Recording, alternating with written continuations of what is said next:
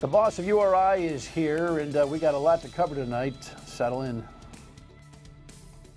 The Dan York State of Mind program is brought to you in part by Lookout Rhode Island and Takeo Comfort Solutions. I can talk educational issues all night, and I know it's a big hot button for all of us from the latest announcement by the governor that we need anywhere from, it's a little bit chunk of change, $600 million to $2.2 billion just to make our schools pretty again. That's not in Dr. Dooley's wheelhouse, the president of URI, but I'm sure he'll have a thought on it because he's got a lot of those young people coming to the University of Rhode Island. Welcome aboard. Nice to have you on this Friday evening. Of course, the university presidents have not been shy when it comes to this DACA program. Headline here about this, and again, we tape our Friday programs on Thursday, so all heck could break loose between the time that we're recording this show and Friday, because even on Thursday midday, you don't know what happened between Pelosi, Schumer, and Trump, and then Ryan gets in the middle of the mix and says they got no deal. But here was the latest we had at press time to kind of bring you up to date. Deal may have been reached on DACA.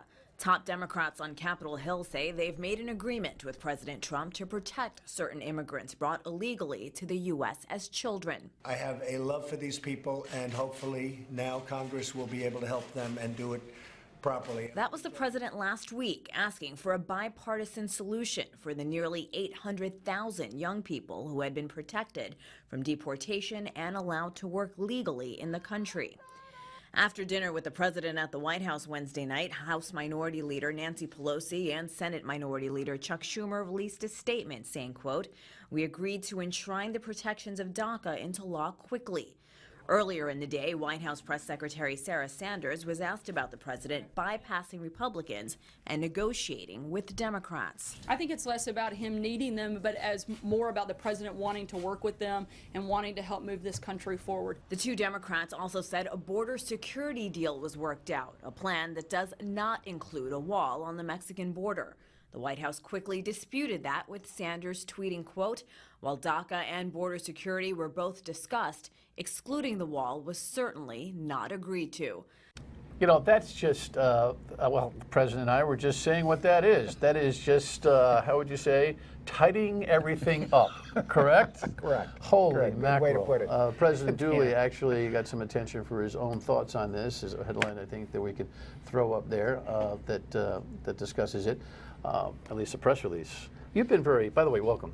Thank you, Dan. It's always good to be here. You know that. Congratulations on your new agreement to continue with the university. I certainly thought that was great news when it came across. We'll talk about that, not necessarily the deal itself, but your commitment to the school as we continue.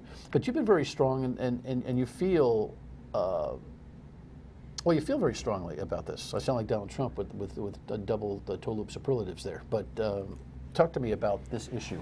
Well, a couple things. First, I think we have to acknowledge that the issues around DACA are more complex than either extreme would readily admit. I mean, it is a complicated situation.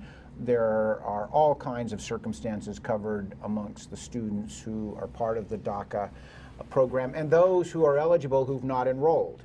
But overall, it's my conviction that the majority of these young people bear no responsibility for their status as being undocumented, overwhelmingly are committed to being productive citizens of the United States.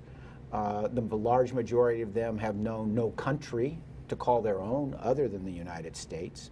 They have demonstrated a lot of things that would, I think, establish loyalty and a patriotic feeling on their part towards their adopted country or the country that they've known since they can remember. And most importantly, I think there are very strong economic arguments to say these young people and the contributions they will make to society and the American economy are valuable. And therefore, they deserve, I think, consideration. And we don't have a lot of students at the University of Rhode Island who are participants in the DACA program or potentially participants in the DACA program, but we have a few. And other institutions have a handful, but fewer than 10, I think, is the actual number. Wow. But we care about them. We certainly do. Just as we care about our students who are coming in from international destinations to be a part of the University of Rhode Island, we care about them as well. And that has made us, I think, at the University of Rhode Island, made me as an individual and as president of the University of Rhode Island, a proponent of enabling them to be in the country, to participate in the economic and social fabric of the country, to help strengthen the country. I think they have that potential. And for all those reasons, we want to support them. There's a significant diversity at URI anyway. Correct. You wouldn't know a DACA student from a hole in the head walking on campus. You wouldn't. I mean, if you walk around our campus today, I think the diversity that's just apparent by casual observation is remarkable. And it's growing. It's increasing. With every entering class, we become a more diverse community. Every time we go through a cycle of faculty hiring, we become more diverse amongst our faculty. Those are important goals of the university. We think it's important that the University of Rhode Island not only represent the nation, but that it represent the world in its academic programs, in its community life, and in our outreach to Rhode Islanders and the United States and to the whole globe. You know, the sophistication of the university never ceases to amaze me, and this is not preaching to the choir or loving the one I'm with. I mean, I felt very strongly about this, and I tell you all the time about our state institution. Only this week we had Isaac Guinness, the oceanography professor here, who more or less, I think, opened our eyes and maybe our jaws to what could happen in the city of Providence if the model of Hurricane Rhode, I don't know how much you paid attention to your own oceanography guys, and they're pretty good. And Isaac Guinness. I pay a lot of attention to our oceanography. Well, you know, because that's an international program. It is. In fact, he was telling me off air that the students there are actually recruited and scholarship because they need to get to the science right away, that this is not just taking notes and trying to pass tests on that particular program at URI. Those students are contributing to the science that we're all trying to digest. And I only bring that up because you have really worked hard to make URI an international presence. And that's another example of the expertise that exists at the place, which people need to know is a resource, and sometimes, you know, a necessary one when it comes to our health and safety. Absolutely. We're not only. I mean, that's your speech, but I just made it. But well, thank you so much. I couldn't have written it better. But you know, it's the truth, though. It's just the truth. It is the truth. And here's another fact that's worth remembering about the University of Rhode Island. Our outreach in these areas is truly global. We have the government of Indonesia, ministries of Indonesia, provinces of Indonesia, provincial governments, sending at their expense students to the Graduate School of Oceanography and to the College of Environment and Life Sciences to pursue studies in marine affairs and oceanography at the government's expense to get doctoral and master's degrees. That's part of the impact. They go back with those. They go back with that to their countries, and they become leaders in their own country's management, in their diplomatic efforts, in their treaty efforts, in protecting their borders efforts, because of the knowledge they gain at the University of Rhode Island makes them, I think, globally competent and globally competitive to sit down with China and other countries in a very crowded part of the world. So the person on the couch who's listening to us laud the international presence of the university. What does it mean to them? What does it mean to, what's it mean to our community that you're continuing to build this kind of scope? Well, one of the things it means to our community is things like hurricane models, which were one of the principal modeling efforts was developed at the University of Rhode Island, is worked on annually by faculty and students at the University of Rhode Island, continually be improved by staff at the University of Rhode Island. Those models get better and better. They get more and more able to help guide our early response as well as our recovery efforts to major storms like Hurricanes Harvey and Irma. I think that's a critical thing. Fisheries, protecting, monitoring, understanding the factors that drive fish abundance, reproduction, the magnitude of the capture that is sustainable.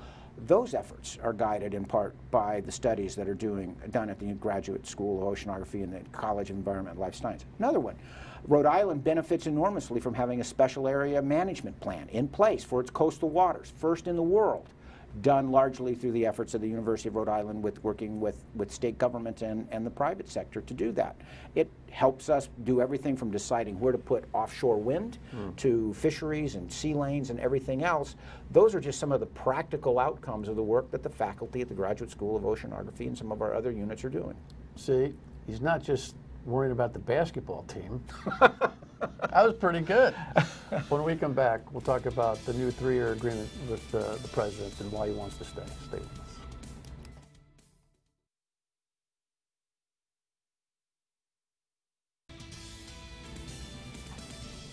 Think big, we do. We must have that in the B-roll too. I think it's phenomenal. You go on campus and it broadens you. There you go. Think big, we do.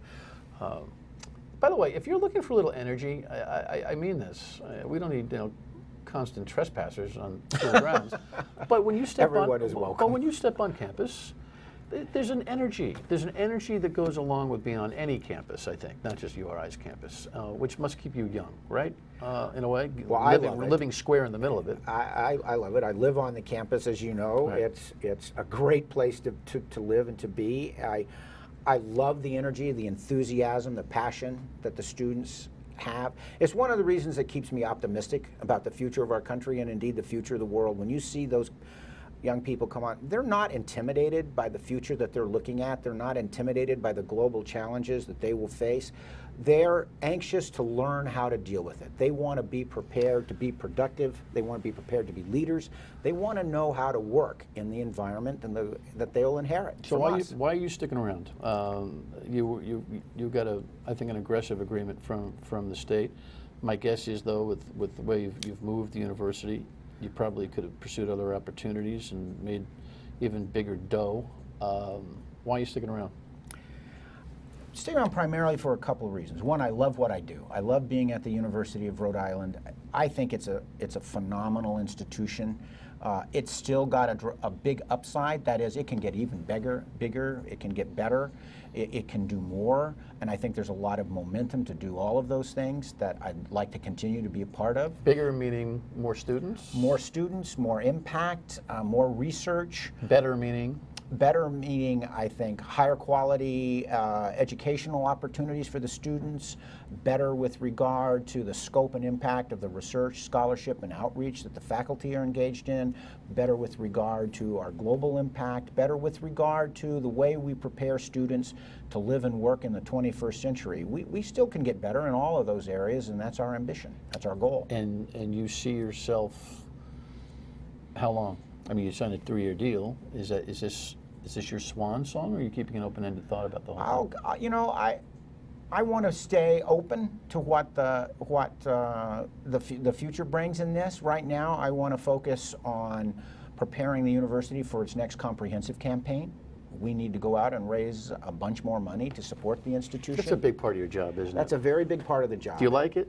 I do, because it keeps me in touch with some of our strongest supporters, with people who can tell great stories about what URI meant to them and why they're anxious and enthusiastic to give back to the institution.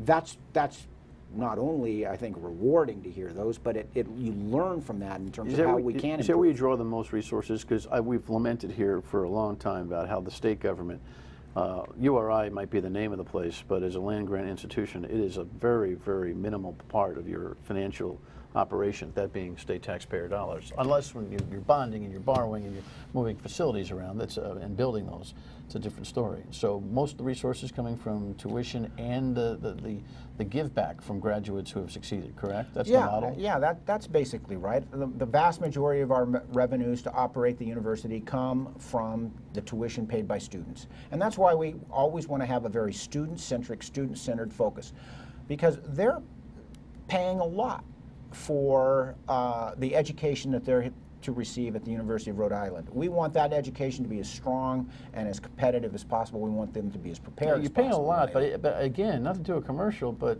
I just graduated one.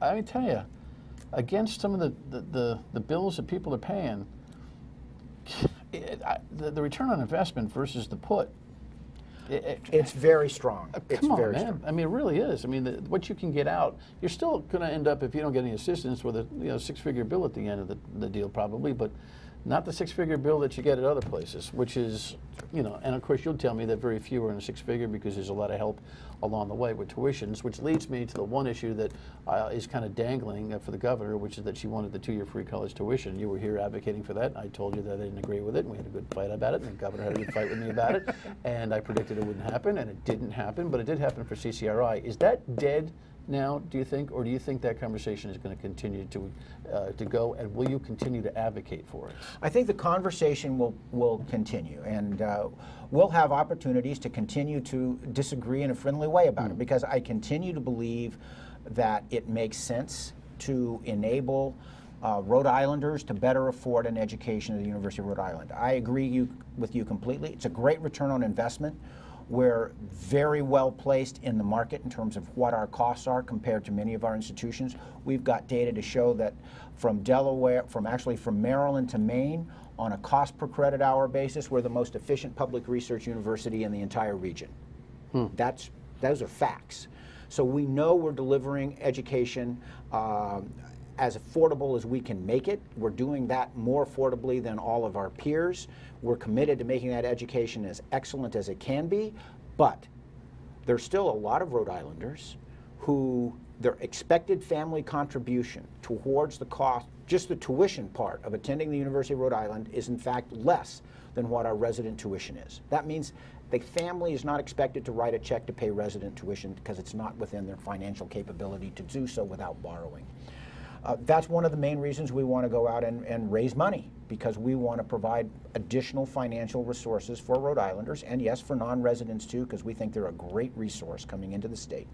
We want to provide financial aid for those students, more than we're able to do at the moment. That's an important goal. Did you breathe a sigh of relief not having to pack on some new residence halls right away for what was expected to be a little bit of a surge, or how you're managing what could happen anyway type of thing? Well, we're building for the future. As you know, we'll have a project. We'll begin work on the site this fall, and construction for completion in this ready for the fall of 2019 on 500 beds of apartments on campus, targeted at juniors and seniors who increasingly want to spend their junior and senior years living at the URI campus and not down the line. Is that what you're hearing from the kids? We know that. We surveyed them. They even told us how much they would be willing to pay for that. Really? Yes, and we are pricing it at less than what so they said. So like after 3 weekends of getting hammered down the line, maybe you just want to like bring a reasonable lifestyle back on campus, for heaven's sakes? Well, the campus life is a lot more vibrant than it was 20 years ago. Yeah. There are many more students who live on campus, over 6,000 now. A lot of stuff going on. A lot of stuff going on, yeah. Friday, Saturday, Sunday. Those are not dead anymore. There's lots of activities. There's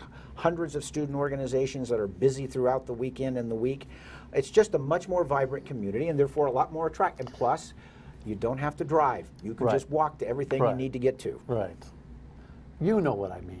I mean, we've all gone to school. We all know what goes on down the line. Although, because that's been a news problem in the past, we haven't had a lot of cycles of URI going nuts in the last couple of years. So no, we haven't. The relationship with Narragansett in the school, I think, seems to be a little bit better right now. We work very hard on that. I know there are folks in Narragansett who disagree with that assertion, but we do take it seriously. We want to be good neighbors. We want our students to be good neighbors. We take a lot of effort to make sure that they understand their duties and responsibilities. We treat incidents that happen in Narragansett just as if they happened on campus. So if they get into trouble in Narragansett, they face student disciplinary hearings back at URI for that same incident. We do take it seriously. We want to be good neighbors to everyone. There you go. All right, when we come back, it's not just growth internationally. The city of Providence has got a lot of URI in it. We'll talk about that when we come back. Stay with us.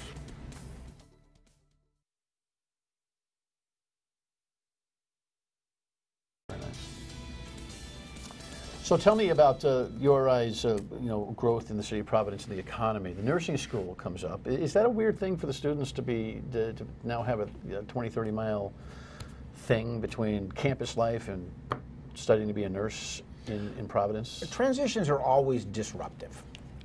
And this one will probably have some wrinkles that we'll have to iron out as we go.